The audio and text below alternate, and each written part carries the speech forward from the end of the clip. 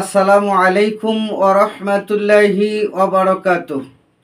ইন্নাল হামদালিল্লাহ ওয়াস সালাতু ওয়াস সালামু আলা রাসূলিল্লাহ।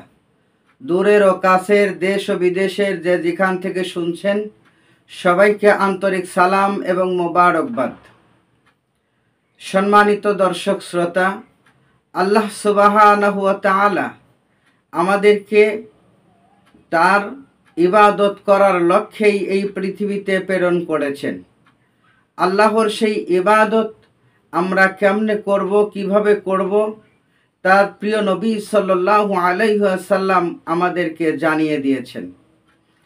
সমস্ত ইবাদতের মধ্যে প্রত্যেকটি ইবাদতই গুরুত্বপূর্ণ।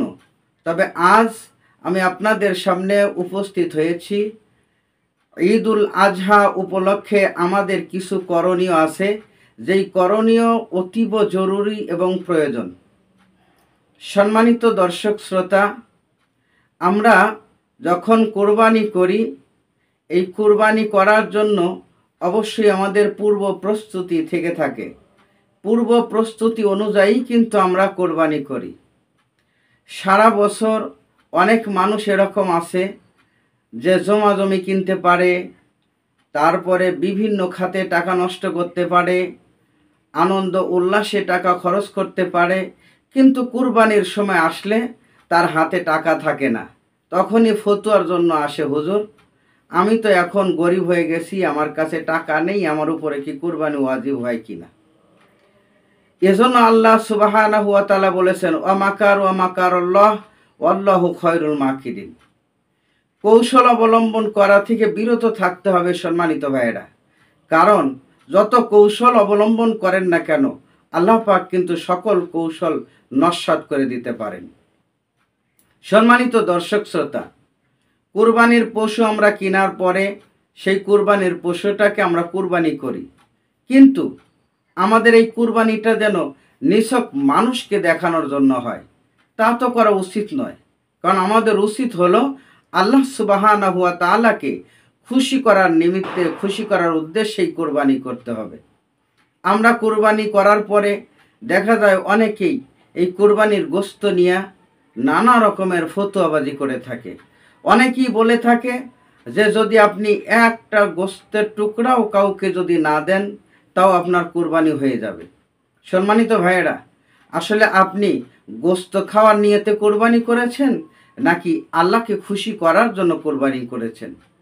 আল্লাহকে যদি খুশি করার জন্য কোরবানি করে থাকেন, তাহলে তো আপনার এখানে গোশত ভাগ করা নিয়ে কোনো আপত্তি থাকার কথা নয়। আর যদি গোশত খাওয়ার উদ্দেশ্যেই কোরবানি করেন, তাহলে জেনে রাখুন আল্লাহর কসম আপনার কোরবানি হবে না। এই জন্য আগে নিয়ত সহি করতে হবে। কোরবানির মধ্যে 5টা জিনিসকে আমাদের ফলো করতে হবে। এই 5টা জিনিস যেন আমাদের মধ্যে না থাকে। সর্বপ্রথম যেই জিনিস, সেটা হলো লোক দেখানো করা যাবে না। অর্থাৎ লোক দেখানোর জন্য কোরবানি, এটা কোশ্চিন কালেও করা যাবে না। যদি আমরা লোক দেখানোর জন্য কোরবানি করি, তাহলে সে কোরবানি আল্লাহর দরবারে কবুল হবে না। 2, অহংকার বশত মানুষের সামনে নিজেকে অহংকারী হিসেবে উপস্থাপনা করা যাবে না।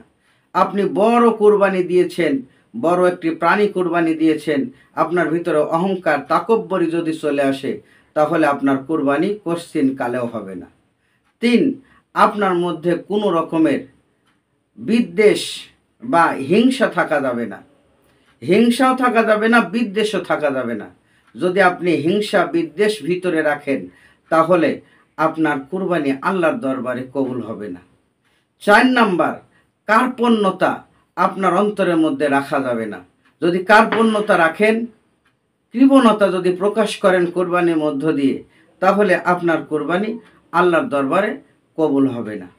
5 নাম্বার, অবৈধ কোনো সম্পদ দিয়ে কোরবানি করা যাবে না, যেমন সুদ, ঘুষ, সুদের টাকা, ঘুষের টাকা দিয়ে আপনি যদি কোরবানি করেন, আপনার কোরবানি আল্লাহর দরবারে কবুল হবে না। এমনকি যদি আপনি ভাগে কোরবানি দেন, আপনার সাথে যারা ভাগী থাকবে তাদের কোরবানিটাও হবে না। এই জন্য হালাল টাকার হালাল প্রাণী কোরবানি করতে হবে। কুরবানি করার পরে সেই কুরবানির গোশত তিনটা ভাগ করে আত্মীয় স্বজনের ভাগ তাদেরকে দিতে হবে, গরিবের ভাগ গরিবকে দিতে হবে, নিজের ভাগ নিজের আত্মীয় স্বজন বা বাড়ির মানুষ নিয়ে আপনি তা ভক্ষণ করতে পারবেন। কোরবানির পশুর চামড়া অবশ্যই দান করে দিবেন। এটা নিজে ব্যবহার করার মতো আপনি উপযুক্ত নন, সুতরাং আপনি এটা বিক্রি করে তার টাকা খেতে পারবেন না। যদি আল্লাহকে খুশি করার উদ্দেশ্য হয় তাহলে অবশ্যই এই নিয়মগুলো মেনে অবশ্যই কোরবানি করবেন। আল্লাহ পাক আমাদেরকে সহি নিয়ত করে সঠিকভাবে কোরবানি করার তৌফিক দান করুন। আমিন। ওয়া আখির দাওয়ানা আনিল হামদুলিল্লাহি রাব্বিল আলামিন। আসসালামু আলাইকুম ওয়া রাহমাতুল্লাহি ওয়া বারাকাতুহু। রহমতে আলম নবী নূরে মুজাসসাম